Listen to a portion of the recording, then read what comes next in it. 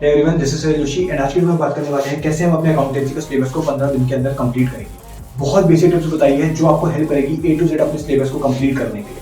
याद रखना, मैंने इस वीडियो में कुछ भी ऐसा एक्स्ट्रा नहीं बताया, कुछ ऐसा कॉम्प्लेक्स नहीं बताया। बहुत बेसिक चीजें हैं जो शायद आपको ही पता होगा बट आप अभी तक इग्नोर करते हुए आ रहे हैं। कुछ टिप्स आपको देने वाला हूं, कुछ गलतियां जो आप करते हैं अकाउंटेंसी पढ़ने से पहले या आप लास्ट में जब आपको अकाउंटेंसी पढ़नी है या एटलीस्ट अगर आपने स्टार्ट भी नहीं करा है तो भी आप कैसे अभी अप्रोच करेंगे 15 डेज में कि आपकी अकाउंटेंसी कंप्लीट हो जाए। ये वीडियो सबके लिए है। स्टार्ट करते हैं आज की वीडियो।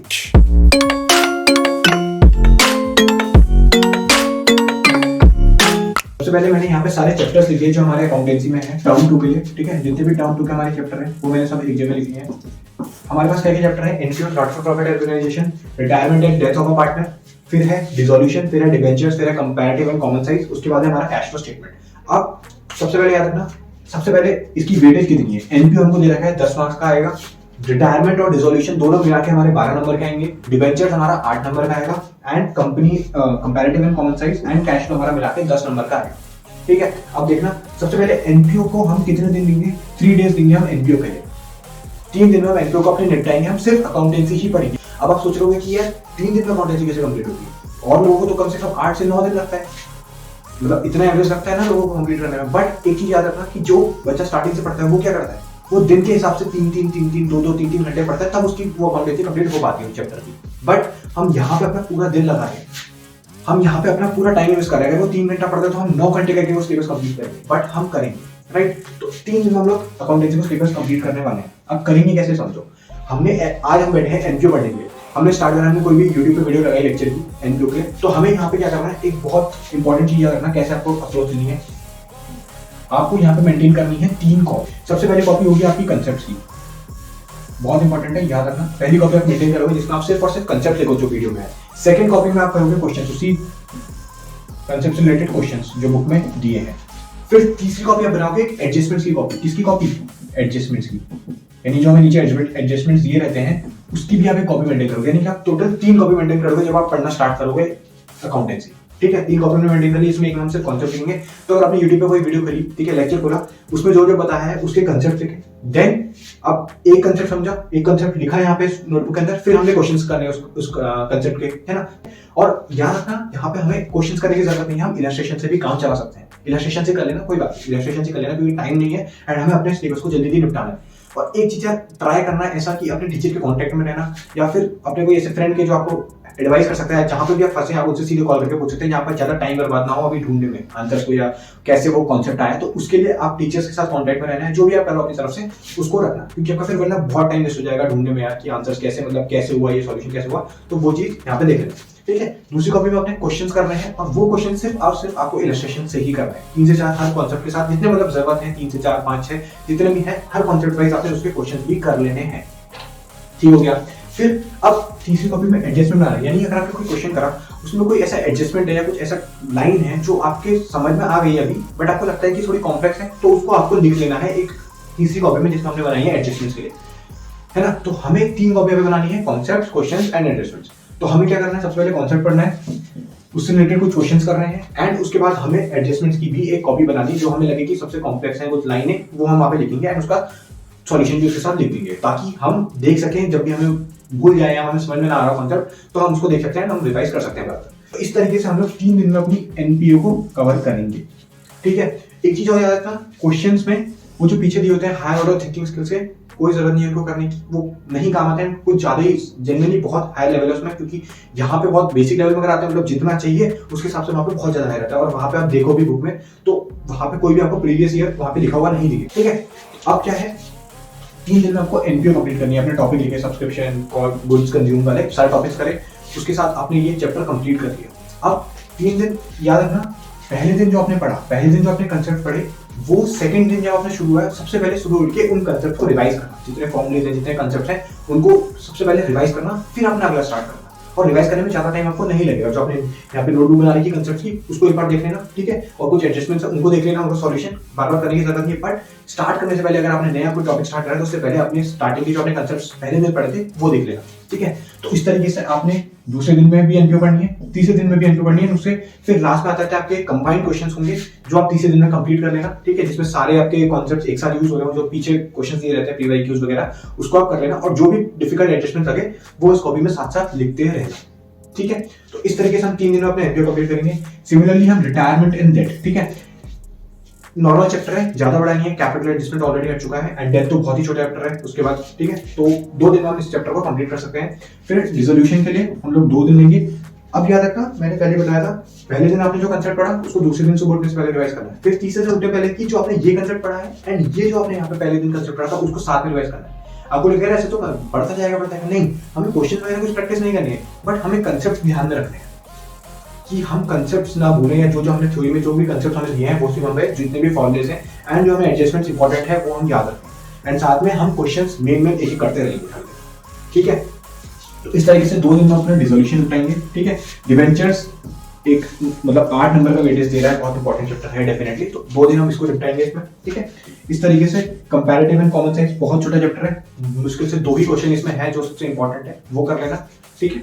उसके बाद cash flow statement important chapter है, थोड़ा बड़ा चैप्टर है, थोड़ा सा कॉम्प्लेक्स चैप्टर है, इसके लिए हम अपना पूरा 3 दिन लगाएंगे कॉन्सेप्ट्स के समझने में, सारे क्वेश्चन करने के लिए। तो 3 दिन हम अपने कैश फ्लो स्टेटमेंट के लिए करेंगे, ठीक है। अब इस तरीके से हमारे 3, 5, 7, 9, 10, 13 दिन 13 डेज हमारे पास कंप्लीट हो चुके हैं, एंड 13 डेज में हम लोग अपने सारे चैप्टर्स कंप्लीट कर पाएंगे विद कंसेप्ट बुक, मतलब कंसेप्ट नोटबुक, एंड कुछ क्वेश्चंस हमने जो प्रैक्टिस करे हैं कंसेप्ट से रिलेटेड, और जो सारे हमारे ओवरऑल एडजस्टमेंट के साथ जो हमारे लास्ट क्वेश्चंस आते हैं पीवाईक्यूज वगैरह, वो हम क्वेश्चन प्रैक्टिस कर लेंगे, एंड हम साथ में एक एडजस्टमेंट कॉपी मेंटेन करेंगे, समझ गए। अब याद रखना, जो आपने पहले दिन एनपीओ के कंसेप्ट पढ़ेंगे वो कितनी बार आप रिवाइज कर चुके हैं, 13 बार रिवाइज कर चुके हो। सिमिलरली ये वाले जो सेकंड डे आप कंसेप्ट पढ़ेंगे वो आप कितनी बार रिवाइज कर चुके हो, 12 बार रिवाइज कर चुके हो। तो कभी नहीं भूलोगे यार, आप बहुत अच्छे से समझ चुके चीजें। अब ये चीज हो गई, अच्छा भैया हमने ये चीज कर ली, 13 दिन में हमने कर लिया। आपको थोड़ा सा लग रहा होगा कि यार मैं बहुत ऊपर से बोल रहा हूँ, बट नहीं यार, हम सीरियसली इसको कर सकते हैं अगर हम अपने ऊपर बिलीव रखें। एक बार स्टार्ट करके देखो, जेन्युइनली कर पाओगे। और ऐसा नहीं कि यार ये मैं खुद अपनी हवा में बातें कर रहा हूँ, ये मैंने खुद फॉलो करा है। मेरे पास एक फोटो भी मैं यहाँ पे लगा दूंगा अगर मेरे को मिली। मैंने एक टाइम टेबल बनाया था जिसमें मैथ्स और मैंने अकाउंटेंसी 17 दिन के अंदर कंप्लीट करी थी। ये मैं फोटो लगा दूंगा, ठीक है, मिल गई तो मेरे को ढूंढ के, ठीक है। अब 13 दिन में हमने ये चीज कंप्लीट कर ली। अब बचे हुए 2 दिन में हम लोग क्या करेंगे, बचे हुए हम लोग 2 दिन में हम लोग करेंगे इंपॉर्टेंट क्वेश्चंस हर चैप्टर वाइज, यानी कि यहाँ पे हमने पहले एनपीओ के कर लिए, उसका रिटायरमेंट डेथ, और याद रखना है उनमें ये एडजस्टमेंट होना बहुत ज्यादा जरूरी है जो मुश्किल है, ताकि आपका फ्लो बना रहा है और जो इंपॉर्टेंट एडजस्टमेंट्स हैं वो आपके टच से ना छूटे, राइट। तो यहाँ पे हमने सारे एडजस्टमेंट के साथ 2 दिन प्रैक्टिस कर लेनी है, राइट। अभी सैंपल पेपर सॉल्व नहीं करना है। अगर आपने सिलेबस कर लिया ऑलरेडी तो आप सैंपल पेपर सॉल्व, तो कोई बात नहीं है। अगर आपने बिल्कुल नहीं करा तो अभी सैंपल पेपर करने की जरूरत नहीं है। इन 15 दिन में जल्दी से अपना जो क्या है चैप्टर निपटा लो, सॉरी अकाउंटेंसी का सिलेबस निपटा लो, फिर सैंपल पेपर निकाल लेना। अगर आपने ऑलरेडी कर रखा है, आप बहुत आगे हैं, तो उस हिसाब से एडजस्ट करके सैंपल पेपर करना स्टार्ट करो। अकाउंटेंसी में क्या करना है, अगर बिल्कुल नहीं करा 15 दिन को इस तरीके से सारी चीजें समझो, फिर सैंपल पेपर करना स्टार्ट कर दो। फिर आगे आपके जो सब्जेक्ट है उनके लिए मैं वीडियो बना दूंगा, ठीक है। तो इस तरीके से आपने 15 दिन में आपने अपनी अकाउंटेंसी के सिलेबस को कंप्लीट A to Z कर दिया विद कंसेप्ट्स।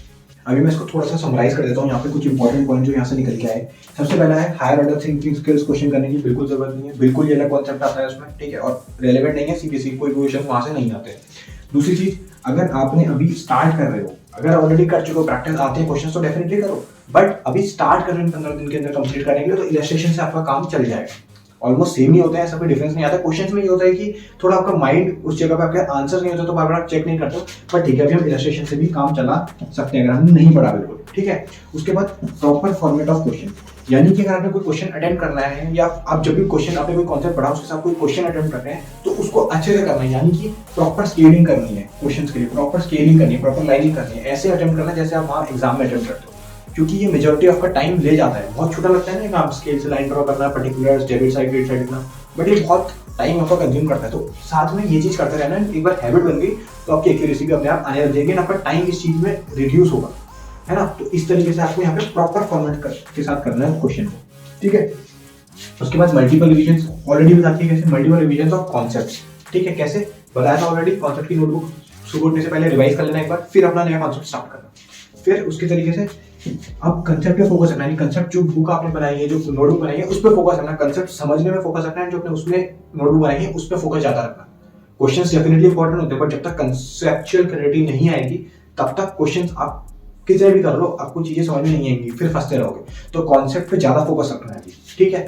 उसके बाद एक फुल क्वेश्चन एवरीडे। क्या क्या फुल क्वेश्चन एवरीडे मतलब कि अगर आपने जैसे एनपीओ आज कंप्लीट करा, आज थर्ड डे पे आपका एनपीओ कंप्लीट हो गया, तो आपने एक क्वेश्चन लेके चलना है जो आप अगले दिन भी प्रैक्टिस करोगे। यानी कि 4th डे जब आप स्टार्ट करोगे, आपने 4th डे पे क्या पढ़ना है, जो आपको चैप्टर पढ़ना है उससे पहले आप एनपीओ का एक क्वेश्चन फुल कर लेना बस, ताकि आपका टच बना रहे कि यार इस तरीके से मैं क्वेश्चन को अटेम्प्ट करने वाला हूँ। बिकॉज क्वेश्चन को अटेम्प्ट करने का भी एक तरीका होता है जो आप इन क्वेश्चंस को करते करते सीख जाओगे, ठीक है। तो इस तरीके से आपको अगर आपने 4th डे नया चैप्टर स्टार्ट करना है तो पहले एनपीओ का एक फुल क्वेश्चन करना पड़ेगा, ठीक है। तो इस तरीके से फिर आपने अगले बार जो चैप्टर स्टार्ट करना है तो इस चैप्टर का भी करना पड़ेगा, एनपीओ का भी करना पड़ेगा। इस तरह से आपका फ्लो बना रहेगा एंड साथ साथ आपके क्वेश्चंस की प्रैक्टिस भी बनी रहेगी एंड एक्यूरेसी भी बनी रहेगी टाइमिंग के साथ, ठीक है। तो इस तरीके से हम लोग अपनी चीजें हमें याद रखनी है। इस तरीके से आपका सिलेबस कंप्लीट हो जाएगा। बिलीव मी, थोड़ा सा यहाँ पे स्ट्रगल आपको करना पड़ेगा, थोड़ा सा ज्यादा आपका हार्ड वर्क करना पड़ेगा, बट डेफिनेटली वर्थ इट ही है, ठीक है। और ज्यादा स्ट्रेस नहीं लेना है, हो जाएगा, इतना मुश्किल नहीं है। एक पॉजिटिव माइंडसेट के साथ रहो, चीजें समझो, गाने सुनो, ब्रेक्स लो। अगर आपको लग रहा है कि यार ये कॉन्सेप्ट समझ में नहीं आ रहा है, 5-10 मिनट ब्रेक लो, गाने सुन लो अच्छे अच्छे, फिर लग जाओ वापस कॉन्सेप्ट को समझने में, ठीक है। बहुत ज्यादा स्ट्रेस नहीं लेना है, हो जाएगा। अगर इतनी मेहनत कर रहे हो ना तो डेफिनेटली आपको रिजल्ट मिलेगा, because hard work always page of, right. तो वीडियो यही एंड करता हूँ। कुछ समझ में आया चीजें तो कमेंट कर देना and this is it. So all the best for your exams. I'm saying bye to all the lies and all the times you cried, saying that I wasn't right, yet I was right by your side. You manipulator, playing games, your friends commentators, and I don't know what you say.